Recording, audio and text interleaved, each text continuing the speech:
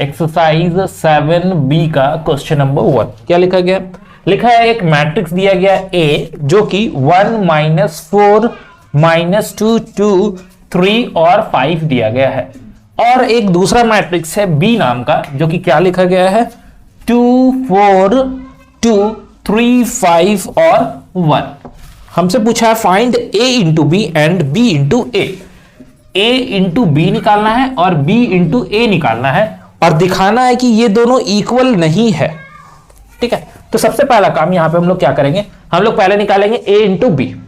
ये इसको बिट 1 मान लेते हैं, इसको बिट 2 मान लेते हैं।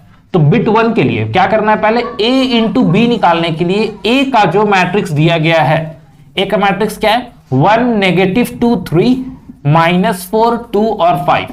दूसरा b का जो मैट्रिक्स है वो है 2 3 4 5 2 1। करना क्या है, मल्टीप्लाई कैसे करते हैं, इसका फर्स्ट रो इसका फर्स्ट कॉलम के साथ जाता है और सीक्वेंस देखना है, पहला वाला के लिए पहला, दूसरा वाला के लिए दूसरा, तीसरा वाला के लिए तीसरा। जैसे यहां एक स्टेप लिख के दिखा रहे हैं, 1 को मल्टीप्लाई करेंगे 2 के साथ, फिर -2 जाएगा 4 के पास तो हो जाएगा -2 इंटू 4, फिर 3 जाएगा इसके पास तो 3 इंटू 2। अब वापस यही चीज फिर से इसके साथ करना है, मतलब 1 जाएगा 3 के पास, स्पेस दे देना है 1 इंटू 3, -2 जाएगा इसके पास तो -2 इंटू 5, 3 जाएगा इसके पास तो 3 इंटू 1। अब क्योंकि इसके आगे कुछ है नहीं तो यहां पे इसको क्लोज कर देंगे।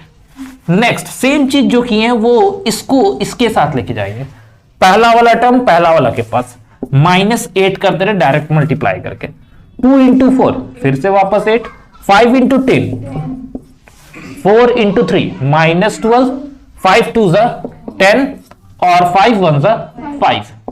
तो अब क्या करना है, अब इसको सॉल्व करके दिखाएंगे कितना आ रहा है। ये है 2, ये है -8, ये है 6, ये है 3, ये -10 प्लस 3, इसमें तो ये कैंसिल हो गया तो 10 बचा, इसमें ये दोनों 15 हो जाएगा। अब ये कितना है 6 और 2 8, 8 - 8 0, यहां पर 10, इसमें 3 + 3 6 होता है और 10 के साथ माइनस करेंगे तो -4 बचेगा, इस दोनों को माइनस करेंगे तो 3 आएगा। ये निकला हम लोग का a इंटू बी। अब यही चीज b इंटू ए निकालना है, तो b इंटू ए के लिए क्या करेंगे, लिखेंगे b इंटू ए। अब b का वैल्यू को पहले लिख लेंगे, ऐसा नहीं कि यहीं से देख के मल्टीप्लाई करने का कोशिश करेंगे तो गलती हो सकता है। तो पहले हम लोग b को लिख लेंगे 2 4 2 3 5 1 को मल्टीप्लाई करना है 1 -2 3 -4 2 और 5 के साथ। पहला ये इसके पास जाएगा तो 2 इंटू 1 प्लस 3 इंटू -4 है, ठीक है, तो -4 इसीलिए ब्रैकेट में डाल दिए इसको। वापस ये जाएगा इसके पास तो 2 इंटू 2, तो डायरेक्ट लिख रहे -4 प्लस 3 इंटू 6, 2 3 6, 5 3 15।